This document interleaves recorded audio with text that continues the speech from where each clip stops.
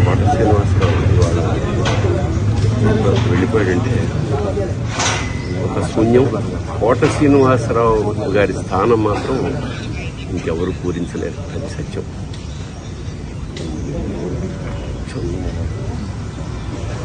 ఆయన మనశ్శాంతి, పరమేశ్వరుడు కుటుంబాన్ని మనశ్శాంతిని కలిగించాలని మనస్ఫూర్తిగా ప్రార్థిస్తాను.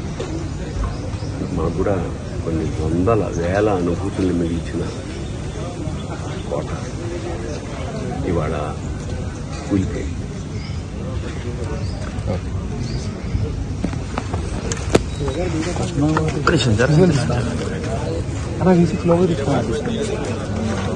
ముందుకెళ్ళకన్నా నేనేం చేస్తాను.